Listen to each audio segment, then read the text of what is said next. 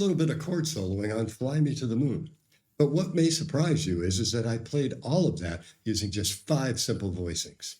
Stick around and I'll show you how. I'm Dr. George, and my mission is to make jazz guitar simpler so anyone can have fun playing. In a previous video, I talked about Joe Pass's chord book. You might want to check that out. It's a simple book. It's got about 25 pages. But the question is, if jazz guitarists are supposed to know thousands of chords, how can this little book cover all of the chords? Was Joe holding out on us? Well, of course not. The secret is that each of his voicings can function as multiple chords, and not just 1 or 2. Most voicings we play have 4 or 5 possible names. It all depends on the context.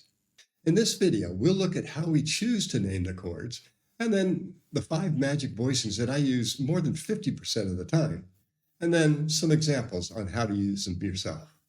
The first thing to understand is that thirds and sevenths define the chord sound, or fourth or sixth depending on the chord, but we don't need the root and the fifth. With the bass, the chords are obvious.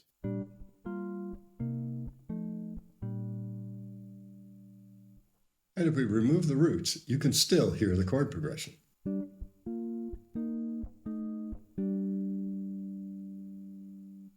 There are only 3 intervals between these notes: perfect fourth, perfect fifth, and the tritone. They can occur on any string pair. Now, perfect fourths and fifths are inversions. So if you start on F and go down to C, it's a perfect fourth. If you start on the same note and go up to C, it's a perfect fifth. So if the 2 notes are a perfect fourth or perfect fifth apart, they could be a major 7 chord, a minor 7 chord, a major 6 chord, a sus4 chord, or a minor 7 flat 5. And if the interval is a tritone, it can be part of a dominant 7th, a minor 6th, or a diminished 7th. Now there is one exception that proves the rule, the minor major 7th chord. It has an augmented 5th or a diminished 4th between the 3rd and the 7th. We'll talk about that later. Another way we find voicings is through diatonic substitution. Chords can be grouped into 3 diatonic functions: tonic, subdominant, and dominant. When we remove the roots, these chords can substitute for one another. There are 2 pairs of chords that are inversions of each other. The major 6th and a minor 7th chord, a minor 3rd below, have the same notes, but in a different order. The same is true for the minor 6th and the minor 7 flat 5. Tritone subs are also inversions of a sort. The 3rd and 7th of one dominant 7th chord become the 7th and 3rd of another dominant 7th chord with the root a tritone away. A special case is the 7 flat 5 chord. A dominant 7th chord with a flat 5th has the same notes as a dominant 7th with a flat 5th, the tritone away. So they're inversions of each other. So here's a D7 chord. If we lower the 5th, we have root, flat 5, 7, and 3. But if we think of the A flat as the bit root, we have root, flat 5, 3, and 7. So now let's look at the voicings. The first chord should look pretty familiar, an A minor 7 chord. But we'll be removing the root, leaving us with G, C, E, A.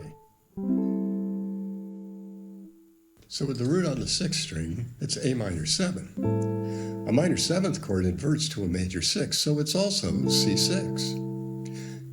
If we think of it as a 3 chord, the diatonic sub would be F major 9.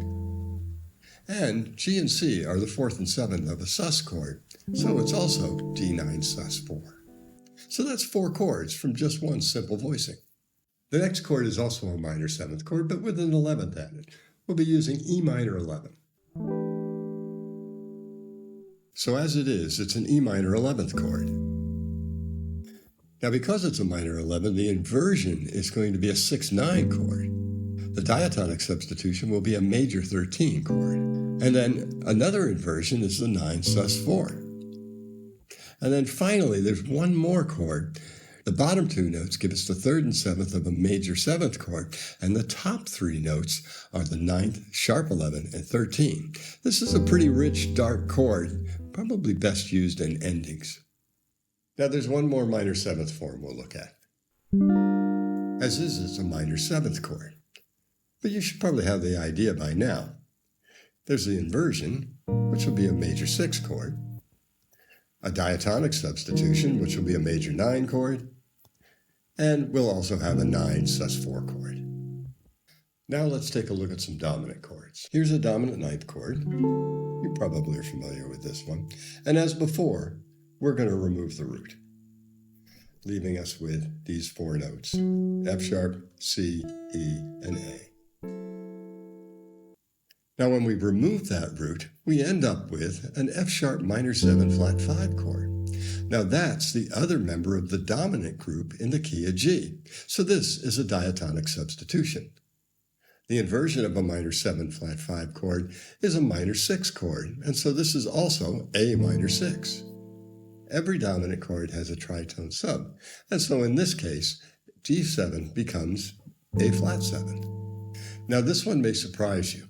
There's also another inversion, and this chord can also become a C6 sharp 11 chord. Our last form is also a dominant form.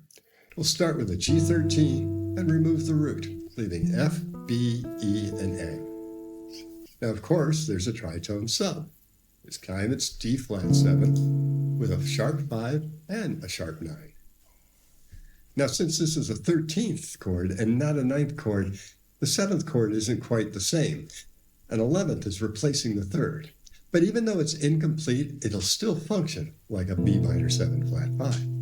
Likewise, the minor 6 chord's a little different too. Now, it's a D minor 6 9. And finally, FBEA spells out an F major 7 sharp 11 without the 5th. So here's what we've learned. There are 5 forms and 4 or 5 possible names for each one of them. So that's a total of 23 chords from just 5 simple forms. But there's more. We can add 1 note to each of these chords with the 4th finger to provide another variation. In the case of the 13th chord, we'll actually be removing the 4th finger.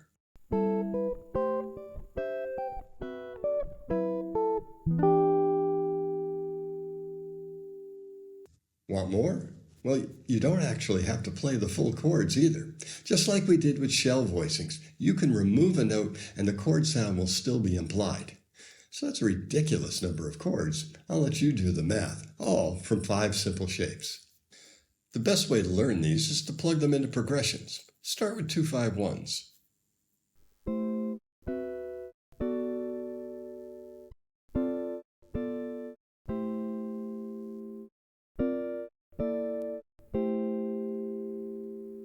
Here's one of my favorites, 2-5-1 in E minor.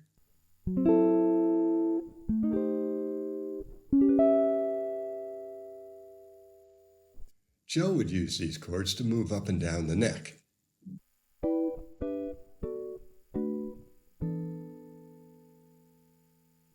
Now, while technically all of those forms were either E minor or B minor, Joe would be thinking of them as being G major. We can do something similar with minor chords.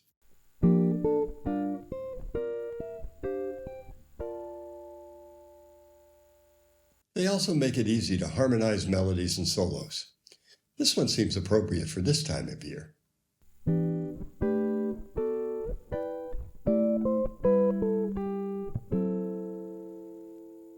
And this one's always been one of my favorites.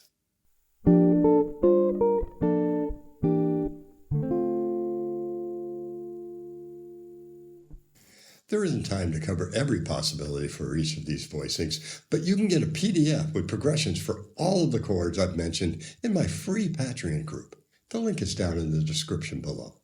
So the bottom line here is that there are only 2 types of chords, minor 7ths and dominant 7ths. But by using theory, they become every chord we need. And this is an example of how theory can make playing a lot simpler. You don't need to learn thousands of chords. You just need the right name for a handful of them.